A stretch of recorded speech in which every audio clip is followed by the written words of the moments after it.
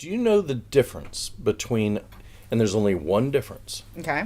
Now, just so in case we're talking to non-nerd regular human beings, Jedis are like Luke Skywalker. Mm-hmm. The Sith are Darth Maul, Darth Vader, Darth Sidious. Okay, now, Dark side. there's only one difference between a Jedi and the Sith. What is it? You're going to get it wrong, but say it. Say it. Say it. Well, psychologist brain says locus of control. Oh, well, look at you. Well, Okay, why don't you explain to the audience what that means? okay. Because a locus is a bug. A locust Oh, right. is a bug. Okay, Locust. the bug of control. Right, the bug. Control bug. So, what that means is the place in which we put... You mean a locust of control? What? Wait, what? How do you just have that in your Why pocket? do I have a... Were you leading me into this answer? Please continue. I am so distracted by this little roach. Okay, so locus, right? The direction or the place in which we put control or choice power in our lives. And so Yes. we look at life in terms of what do we have control over, what don't we have control over, kind of what happens to us or Yes. what we make choice about, right? I love it. So I was thinking about that in terms of the Jedi and the Sith. Of the Jedi, put this belief in the Force, the energy of what's happening within the universe. And the Sith, where would you say that they put their power and control? Well, I'll tell you how I use it in therapy. Yeah. Darth Vader, I do not believe is a bad guy. I agree. I think he had a severe anxiety disorder that turned into dissociative identity disorder, which is basically a split personality. He was born to a slave. He had no father. He was 10 years old when we meet Anakin Skywalker. He built C-3PO for one purpose, to impress Watu, the slave master, to try and free his mother from slavery. And then he pod raced. Now, what 10-year-old should be pod racing to try and free his mom? Like, that would be a hard no. And when Qui-Gon said he was going to take him to train him as a Jedi, his mom looked at him. His mom's name was Shmi, and said, "Little Annie, you cannot control the setting of the suns." And throughout Anakin's entire life, he tried to control everything that was out of his control, which included saving the clone pilots, saving Padme when she falls out of the Republic gunship, you name it. And then ultimately, he felt as if he needed to control death, because Palpatine stuck that anxiety, fear into his mind. Yeah. But he looked at his son and he said, "Luke, join me. Together, we can bring peace and order to the galaxy. You can destroy the Emperor. He has foreseen it. Join me and we can rule the galaxy as father and son." That's a good guy. Yeah. You know, he's like, Yeah. "Yeah, let's do this."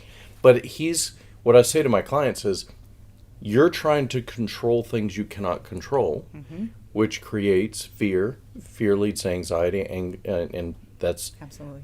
anger, suffering. That's the dark side. So Jedis control themselves, Sith control others. So that's my So did That's I my get take, did I get the princess. answer right? I have no idea. Okay. But let's go with yes. Let's go with yes. Okay, but I actually, so I'm meant like psychologist brain is firing right now. Yes. And I was thinking about anxiety and trauma response too when you were talking about Vader, right? Yeah. That this is someone who is looking for unconditional love and safety and intimacy, connection, right? These are all things that individuals who have gone through anxiety, trauma, who have felt like invalidated, alone, these are themes that they're all struggling with. And one of the themes that we're going to be talking about today is mindfulness, right? And so to pause there for a moment, mindfulness is this idea of being fully aware of the present moment without judgment and accepting this moment as it is without trying to change it or criticize it or say that this is wrong in some way, right? And so I was thinking about this in terms of mindfulness in the Force and what the Jedi really use of Yes.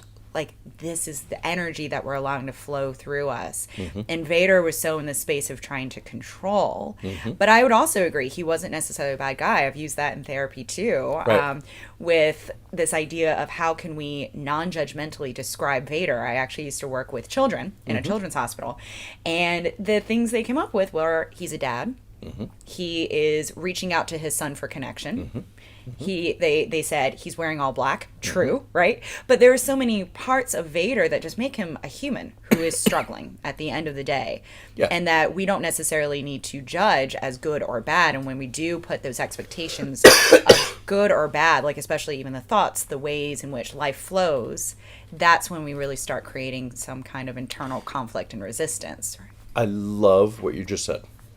There are two super important moments for me in all the Star Wars movies, and it's when Luke is in the X-wing and he is flying through the trench, and he's getting ready to blow up the Death Star, Aiming. right? Yep.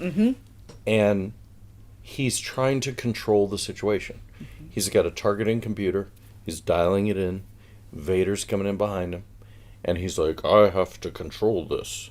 And then the Force Ghost of Obi-Wan says, "Luke, let go." And then he taps his ear, like, "What's that?" He says, "Luke, let go."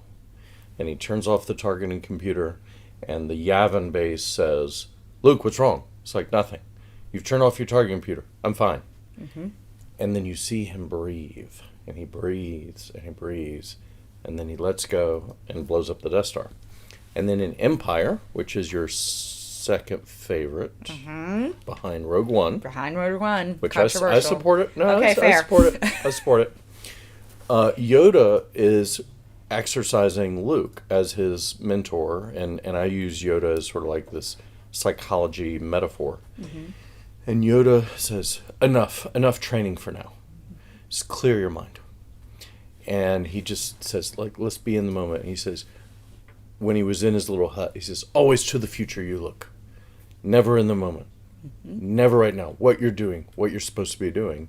And that's the trap that I think that we as humans, and also if you want to get into politics, is where are we headed? You know, what's next? What's next? Well, you can't control tomorrow. You can only control right now. And that's what Yoda's all about. And right now can shape where we're going intentionally, right? Where the things that we want to choose in our lives that we're moving towards that we have value about. Yes. So, for example, like I bring this up really often, a value-oriented direction. Like, what the heck does that mean? What does that mean? Yeah, right. I've never heard that. So this is what's important to you. So, for example, for You mean Abernathy D. Roach is important to me right now? I'm sorry, what? so why? Why not? Was it because of the Locus joke? Did you anticipate I it, or don't- was just hanging out I here? just, it's like my buddy, Yeah. So this was us maybe not being as mindful because we just completely got distracted. Or Oh, let's come back. Ooh, Let's back, come back right. to the moment. So I was Yes. talking about values and direction. Yes. So we make choices in resilient mindset. This is supported of that literature. Individuals who are more resilient, who have more mental plasticity. So in Okay. terms of flexibility of choices, when things don't go our ways, how do we then respond to it in a way that is adaptive? So values, though, this is a direction that is important to me. Okay. So I bring up the example of grad school quite often. And so I went to grad school because my value of learning, my value of creating stability, financial stability in my life was important to me. And so Sure. I honored it by choosing grad school. It wasn't necessarily that I really, really valued being in school and going in debt, but it honored those other values for me, right?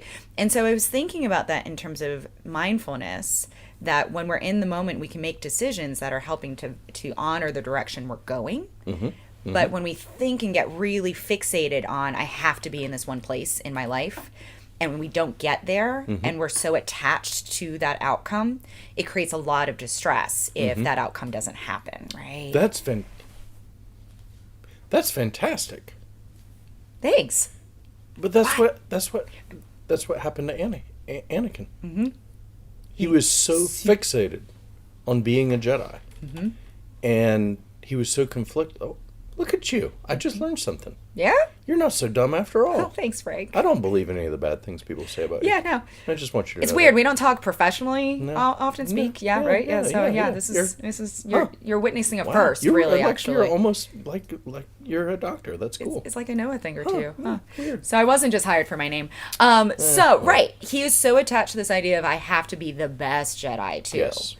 Right. And I think those expectations that he has on himself are at the end, we really see how he becomes such fraught with internal shame.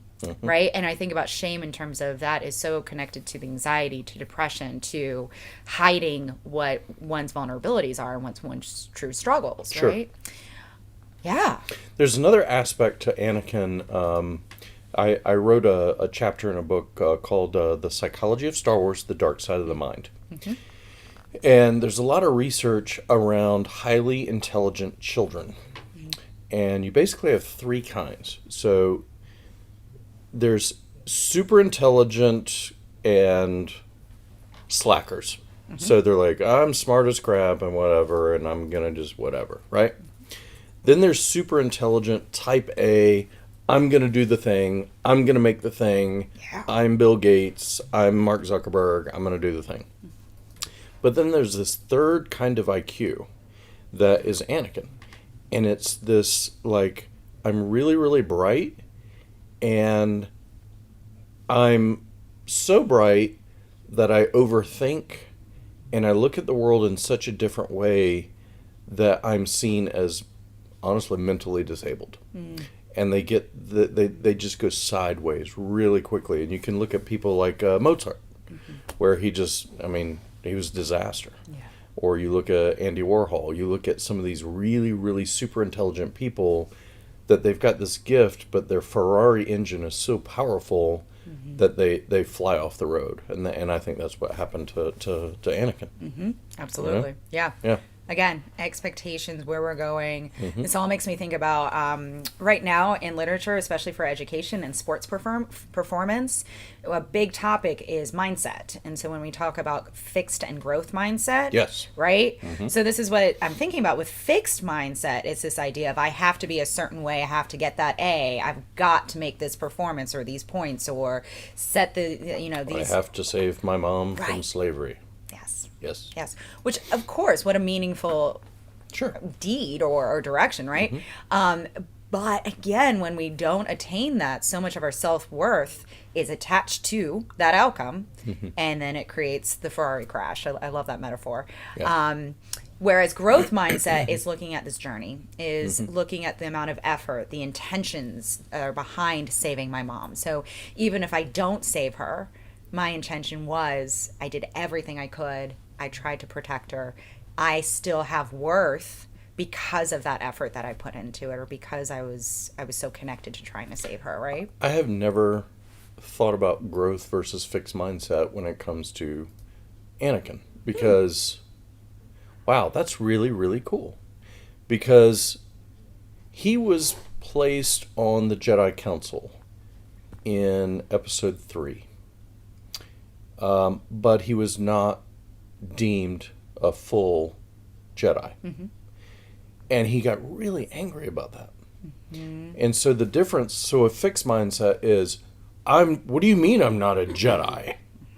Versus, I'm not a Jedi yet. It's that next word that says yet. And yeah, he was the chosen one, but I mean, yeah, that whole story arc is, I think it's one of the most important stories of a character in any movie I've ever seen. Absolutely. It's just tragic and beautiful too. It is. Yeah. The power of yet.